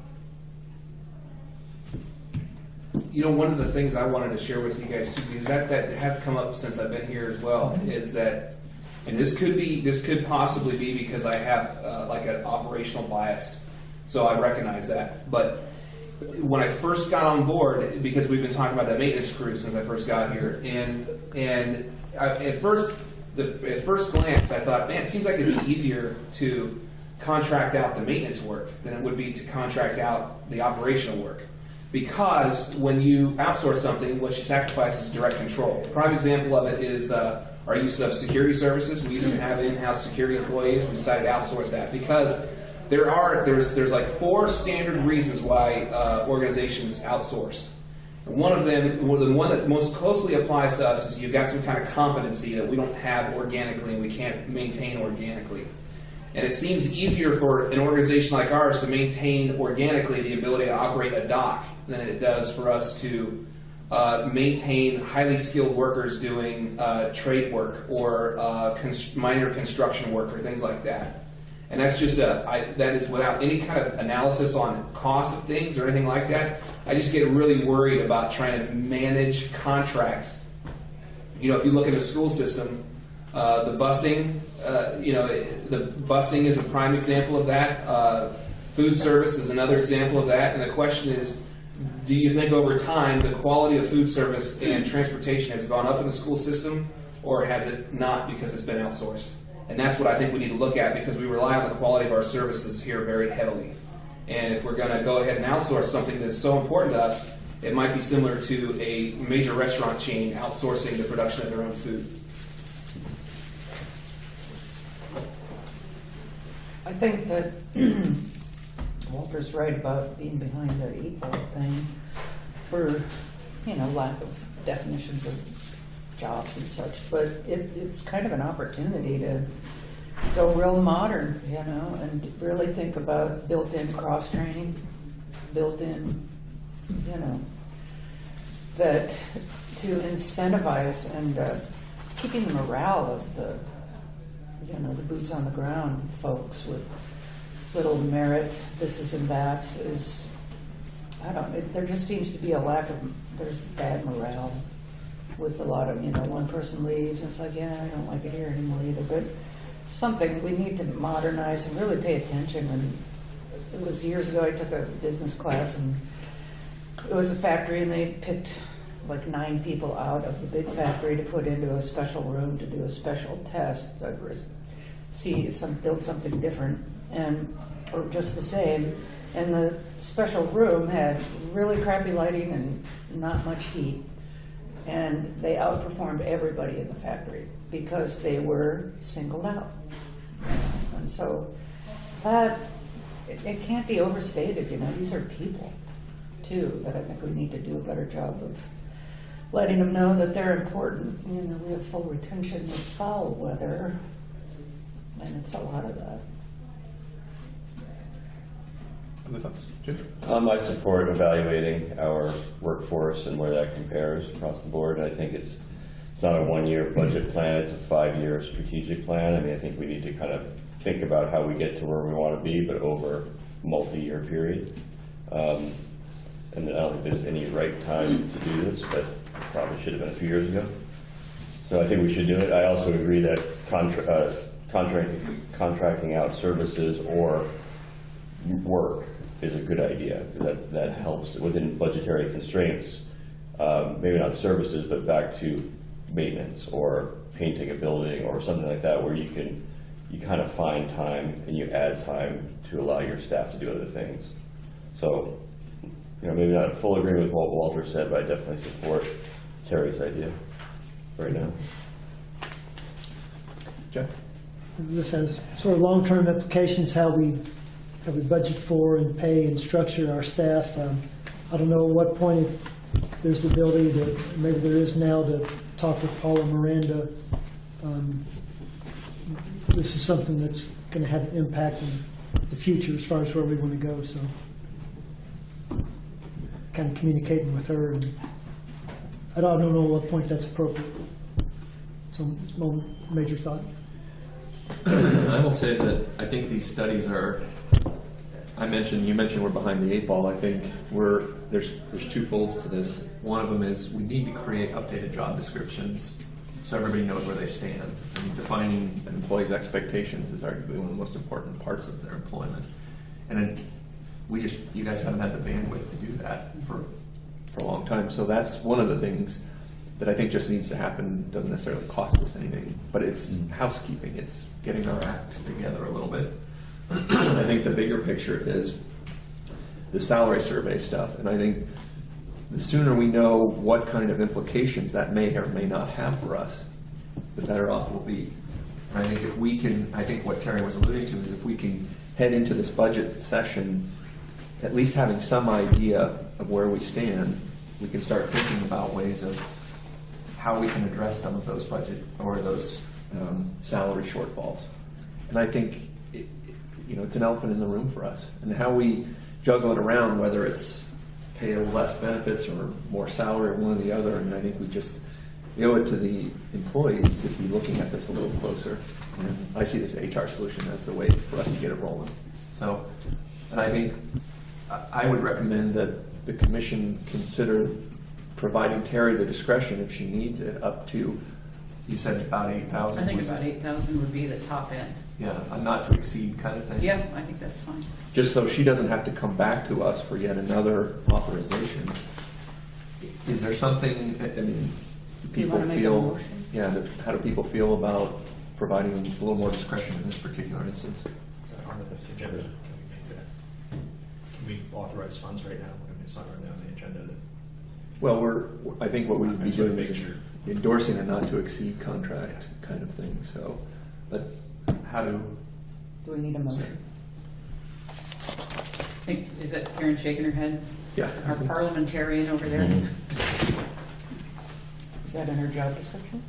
Shaking her head, yes it is. So, Parliament. I guess, does somebody want to make a motion? I'll make a motion that we take Terry's advice and seek contractual help in analyzing our personnel matrix, not to exceed for $8,000. Anyone want to second that? Not to exceed. 8,000. I'll second. Thanks, Jim. Any other discussions on this motion? Okay. All those in favor of the motion? Aye? Aye. Opposed? Okay, motion passes. Thank you. Okay. Next agenda item, unless there's anything else, Terry? Or? No, I had one Oh, other thing. sorry. So, on the South Beach RV Park supervisor, it's, what is that? Is that an increase over last year? It's just the increase in line with everyone else, 2% inflationary cost of living and 2% possible merit starting January 1st, 2020. I just want to put in there that, you know, for the last, when that position was first installed, that person was not the manager of RV Park, that was Steve Larrabee's job. And that's one of our largest revenue producers, and I think that if there was one area where we should look at a different increase or a different job description, that would be one of them. That's one of our highest revenue producers, and that person and his staff are basically in charge of bringing in a lot of our revenue, or plus revenues, and I think that should salvage to reflect that in that Yeah. position. I'm aware of that being an issue there. Yep, so I decided to say that, but thanks. Yeah. Let's go ahead and move into the next item, project priorities, or recommendation for capital projects. And again, this is a list for the commission to consider, especially as we move forward. Every one of the commissioners should also have the discretion to provide their thoughts, any additions to this. But with that, Aaron? Yeah, that's exactly what I was going to say. It's, these are some ideas that I have, and if you don't like them, I can always tell you what it would look like if we had to change them. So everything is basically, so we've not adopted the list that I had suggested for the strategic business plan, but I figured if we didn't at least put some of these in here for the very beginning of that, it would preclude the opportunity for us to adopt those things if we wanted to later. So I put them on here so that we could start moving that direction if you want to, as a preliminary measure, start to do that.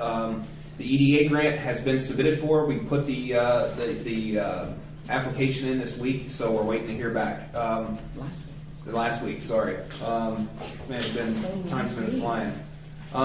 So if we don't get that grant, I don't recommend that we move forward on it unless we can find some funding for it from someplace else.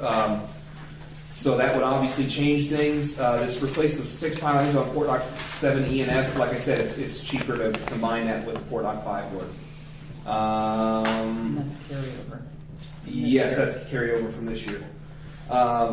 The planning project for the mitigation plan, it depends or the marina plan, I'm sorry. The marina plan itself would need to get adopted at least in, not necessarily specifically, but at least a concept, something that like we want to redo the marina would be a great thing to, something like that. So that we could start moving in that direction and work on the planning process to get it there. I put I got the figures for that. There's 2 different documents that floated around. One had $60,000 in it, one had $25,000 in it. I think we can get that done for $25,000. I think $60,000 was a little bit expensive. I think that was based on a consultant coming in and doing that on our behalf. Right, and I think we could probably get a lot of that done for $25,000. And by the way, I'm discussing projects, not funding. A lot of these are great candidates for planning grants if we can get them. That would be one of them. I definitely think it's a good idea to undertake this phase 2 study of the road seawall because it enables us to look at the fill and the status of the concrete slabs. It'll get some studies done on those that will tell us definitively where we should use which types of repair measures so that we aren't just fixing stuff that doesn't need to be fixed, if that makes sense. The grading of the Port's 9-acre lot. I wrote a bunch on this, but basically, I've mentioned this before. I don't see any drawbacks to us getting that property squared away. It's got wetlands on it right now. They're going to continue growing and getting bigger. And it doesn't matter what the commission decides to do with the 9-acre lot, whether it could be anything. Getting the property squared away is worth it, I think. You can look at it and say the price tag is high, but I think the cost of us leaving it in its current state is higher. Because if you take your pick, whatever you do with the space, it costs more the longer you wait to do the work because everything gets more expensive over time. So I recommend that we get that place squared away. And if we don't know what to do with it right now, we could leave the wetlands in place, kind of like what Rondis has had to do as a temporary measure over there on their property. If you've seen it, they basically they put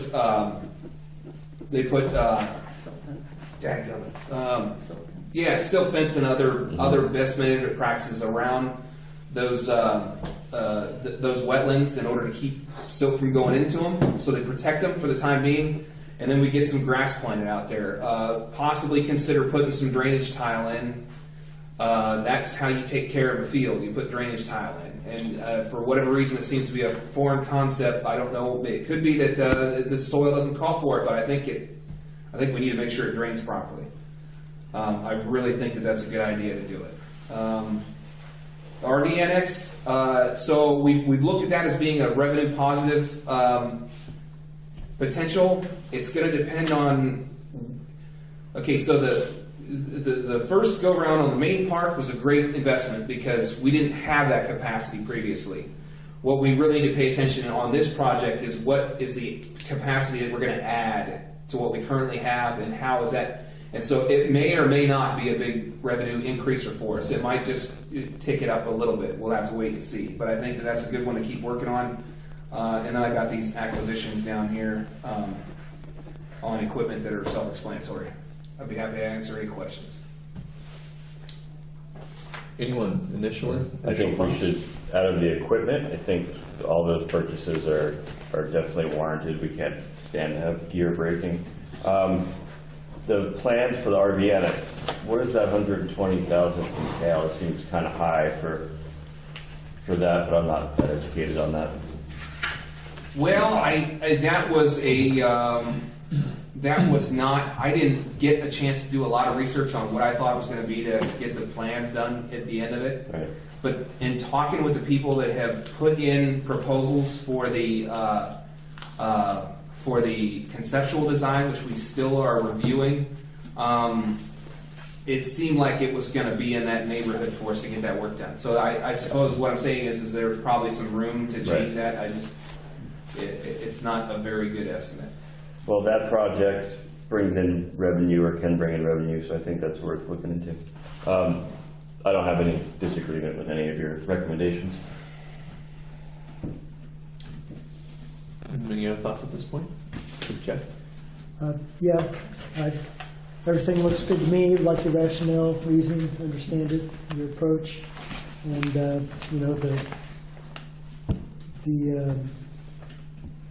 what am I looking for? The planning project for the mitigation of the marina plan, at the beginning phases, there'll be a lot more discussions down the road, and the first step in general, looking at an overall plan for just the future of North Commercial, and it has implications for Terminal as well, and looking at that and take the first step, I think it's well worth it. There'll be more discussions down the road. So I'm in agreement. Walter? So I'd like to see the South Beach electrical boxes get added. Okay. That's something that's been needed for a long time. That's a maintenance thing that we could, once we replace that, it would save us a little bit of angst, and then also address some of the stormwater and sewer things down there in the parking lot, because that's an ongoing issue, and I would hate for a sinkhole to open up in that parking lot. And then the other thing is the road seawall.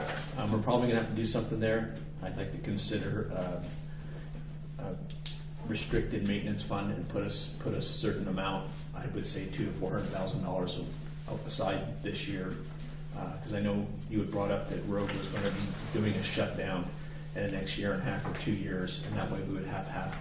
Hopefully, that's only half the money that we need, so we can address that when they shut down. That way, they won't have an interruption in their business if we have to do a lot of stuff underneath that building.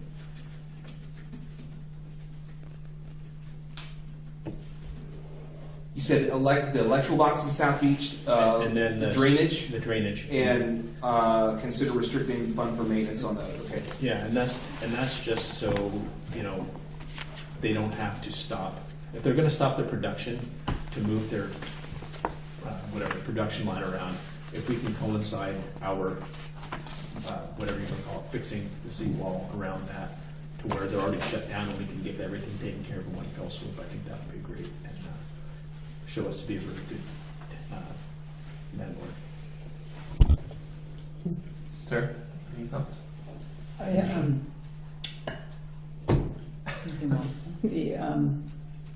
I agree with Jeff and everybody. That's a great list. I don't disagree with any of it, and I agree with Walter's additions. And the planning project for mitigation of the marina plan, is that where we would be alerting the permitting people now that, hey, we are thinking of this grandiose thing, we want you guys to be aware of it, so, because that was said at a meeting I went to once, that the sooner you can, even if you're nowhere near his building, just let us know.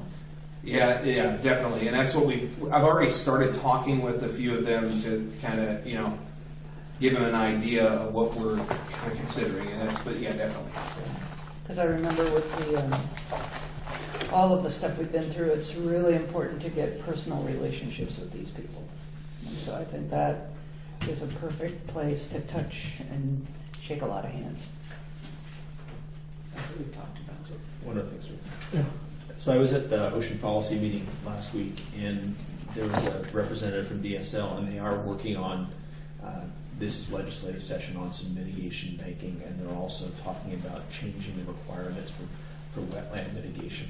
Whereas before, if you had to mitigate a wetland, if your wetland was deteriorated, you had to mitigate and make it a pristine wetland.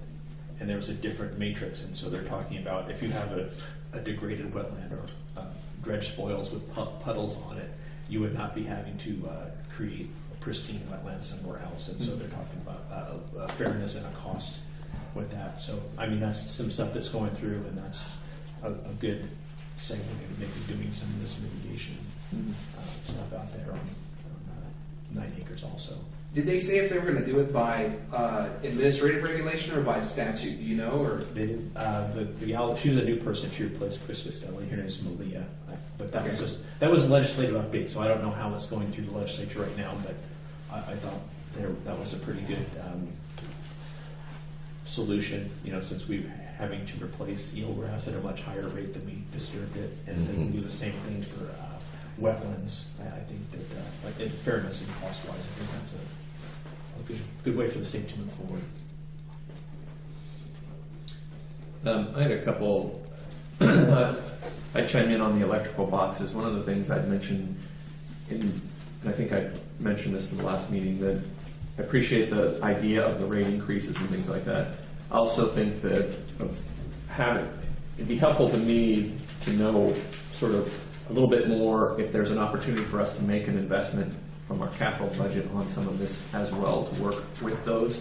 So rates increases can be potentially a little bit more moderate, or that the project can move forward quicker. You're talking quartile 5 and 7 electrical boxes. I think you had mentioned the types of boxes you had. I mean, if this can be broken into, part of me has a little bit of a problem by saying to people that have been mooring their boats here for a long time, hey, you got to pay a lot. You have to pay more now to fix these electrical boxes, as opposed to the port not having taken the lead on doing this incrementally. They're sort of being penalized for things that the port didn't really take up. We didn't do a good job on it, basically, I don't think. So I think it would be helpful for me to look at that and see if there would be a logical capital investment that would lend itself to balancing out some of those increases a bit. I'm not saying we don't have an increase, but I think the port investing some money into expediting that project or offsetting the cost so that the increases aren't as substantial to some, especially the smaller boats. It's something that I'd like to sort of flesh out a little bit more, if that's possible. yeah, I think it is. That brings up, so I didn't really talk about this previously, but obviously my choices were flavored somehow by cost of things too, and so a lot of this is it requires a financial decision that we got to decide what the financial position of the port's going to be in some capacity, and so I didn't really get into that a lot because it's well outside the scope of my what I'm here to do, you know. But I could certainly dive into that a little bit. I just I know that $1.2 million is what we've applied for this grant. We got a fund match of 1.2. I think 2.4 million is what we project to carry into next year for an ending fund balance, right? So we're going to eat up $1.2 million, or we plan to eat up 1.2. So it leaves you with 1.2 left. Unless we get a Connect Oregon grant. Well, yeah, unless we get some grants. So it'd be great if we get those grants, because I had previously, when we looked at turning back that Tiger grant, I had at that point in time, I was forced to form an opinion on what we should at least have in the bank moving from year to year. And that $1.2 million is where I think we should at least be at a minimal. So what I'm saying is we don't have a lot of wiggle room right now. But what we'd have to figure out is that if we could do it over several years' time, and then we undertake those additional projects that Walter was talking about, we got to figure it out. So, Well, it's gonna be tight. you know, the guys that have their slips in Port Dock 5 and Port Dock 7 are going to care a heck of a lot less about grading 9 acres out at the international terminal than the dock sinking or their electrical box shocking them. You know, I mean, I don't mean to be that up front, but I guess where I'm going with this is if we put 50 grand every year into electrical box replacement, hypothetically speaking, Right. in our capital budget, what would that do in terms of expediting this process and or modifying the amount additional surcharge, if you will, that we'd have to charge some of these guys at these docks? Yeah, and that's the great. That's where I'm going with it. I'm not saying fund the whole project, but you know, prioritizations and capital projects are about the board's prioritizations.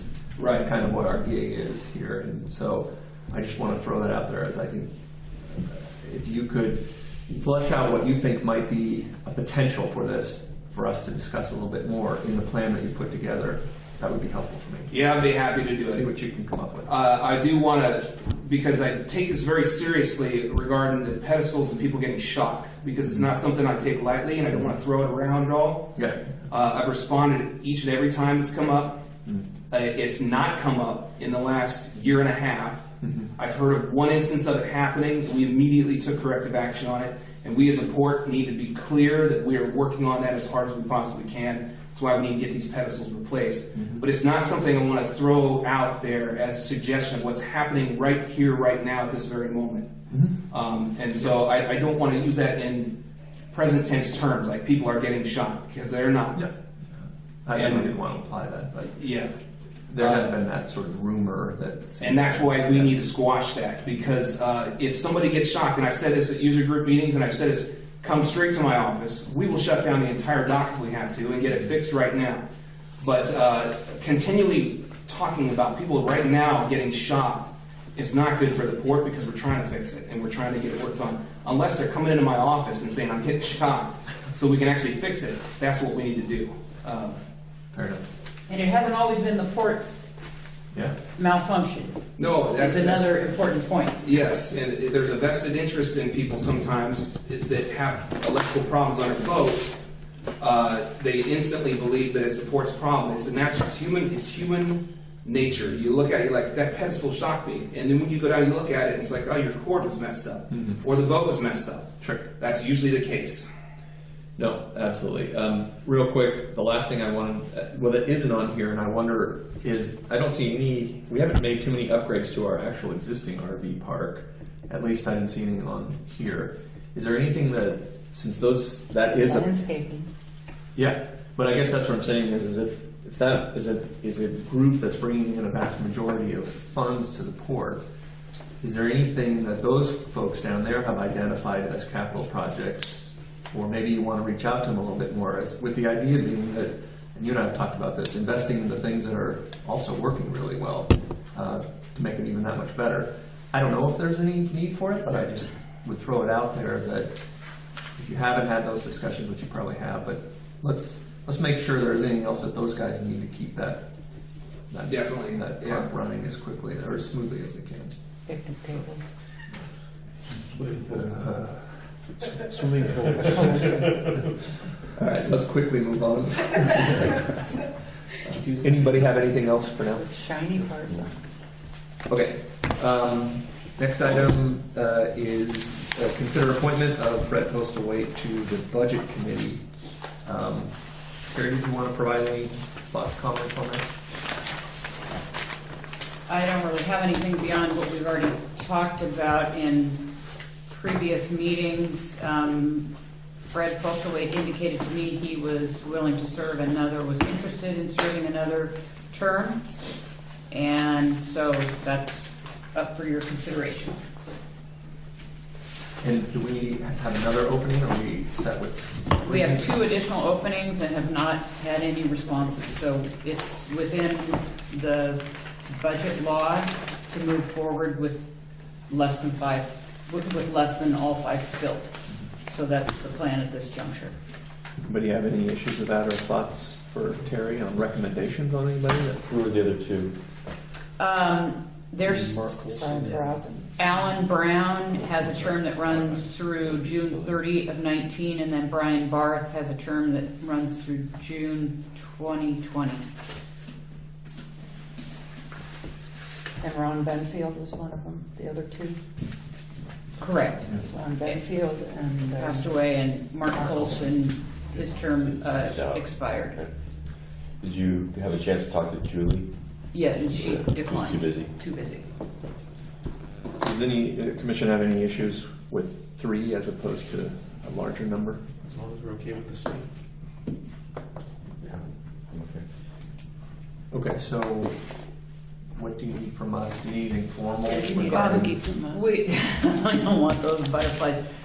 We need approval to appoint the, what does the agenda ask for? I've lost my agenda now on the stack of things.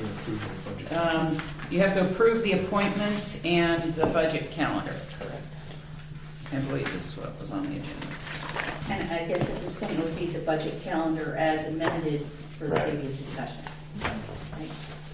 Oh, with the new dates, correct.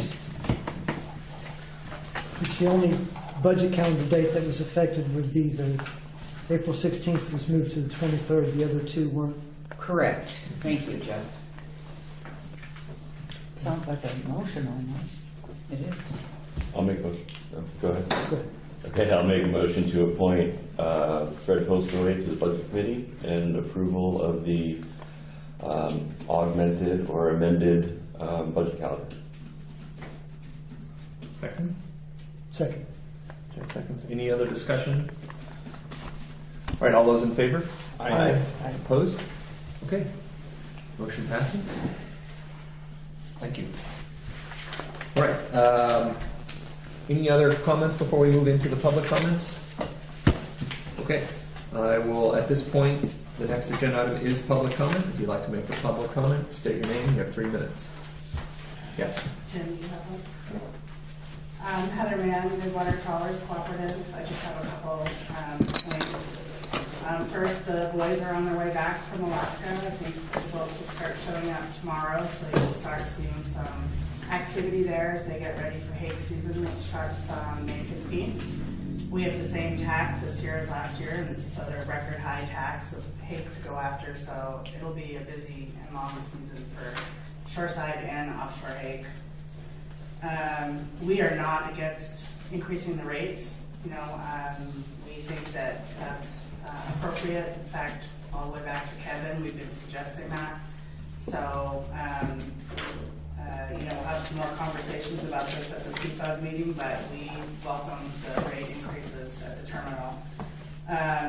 We have some concerns about getting charged higher rates and then losing access. That's one thing that we have a little bit of concern about. And then the discrepancy between the raise at the terminal versus the raise at Port Dock 5. It seems like maybe Port Dock 5 should be going up more as well. You could have a situation where you have some boats that then try to crowd onto Port Dock 5 and cause a structural problem. I think that on the fuel surcharge, there is a history there, and maybe nobody that's at the table now knows it, but I mean, the way it was set up was kind of a favor to Rhonda because she was losing business by Carson trucking the fuel in. And she was the port commissioner that set up this thing that then went back to her. So I don't even know if that's legal right now. She started So if you're looking at doing Yeah. something that's related to the trucks, then focus it on that. Don't jack up the fuel. If you're gonna charge trucks for wear and tear, which I think is appropriate, get rid of the fuel surcharge. I mean, it just doesn't make sense to do both. And do you really want all these boats trying to fit in at the fuel dock? If you jacked it up to 10 cents, first of all, half of them can't fit there, but the ones that do, you just have a massive jam there. And again, you might have some structural issues. The NIG income that's in your report, Aaron, I know I've brought this up before, it just doesn't, it's counterintuitive that it went down in the last fiscal year when it was so crowded and there were more crab pots up there. You know, it's just strange to me that it would have gone down. But it also seems to coincide with when Pete left. So I'm wondering if they calculated stuff the same way or what, but there's something's off there because we were busier at the terminal in the last year than we've been in years. It just doesn't make sense. In terms of jobs and even for really well-paying jobs on fishing boats, it's hard right now to find good workers. So I think what you're doing to try to improve what the port can offer is really important. It's just hard to find good help, and you know these jobs on fishing boats pay a lot more than what you get paid at a port, and we're still having a hard time finding people. I like the idea of having conversations with your employees as well about what would make them happy to stay for 5 years. You know, what's the outlook, and let them help you craft where you're going instead of. I'm not saying you haven't, but if you haven't, you're second guessing what they might want without actually asking them, what will keep you around here for the next 5 years? What's important to you? Gil Sylvia mentioned he might be interested in being on your budget committee. He is at Oregon State University, the director of Coastal Oregon Marine Experiment Station. He's getting ready to retire from there, and he is a marine economist, among other things. He said he might be interested. And then there's a lot of questions on the rates, and I have had 2 babies, one that came a week early, so best laid plans. I'm really concerned that if you're not at the CFUG meeting, I don't want to have, as the chair of that meeting, have the committee asking questions, but we just don't have the answers to those. So whether you brief Terry, or whether it's Mark, or Sarah, or do you want me to send you some written question? I'm nervous about that because I feel like there will be questions, and you can't say that you'll be there because you just don't know that you'll be there. You just. I didn't say where it was, I just said I'd be there, that's all. So that's one of the other things that I had. And I guess the last thing is the grading of the 9 acres. At $152,000, it seems like other money, you could use that money for something else, but it's just a stark contrast to the $6.5 million price tag to pave it and build a shed. So it's just something that stuck out to us, that you were going to rent for $5,000 a month, but you have 20,000 feet that you want to rent to the fishing industry for $6,200. I don't know. There seems to be some disparities there, and I think you'll get questions about that. At the end of the day, we support raising rates at Port Dock 5 and at the terminal, and I think we'll have a good conversation at the CFUG meeting on the 18th. And I know that was more than 3 minutes, but at least I'm not submitting a bill for the ticket I got while I was on the phone All right, with Stuart the other we're running day. out of time here. And pulled over. Any other public comments? All right. Nothing heard. I'll go ahead and adjourn this work session at 2:08.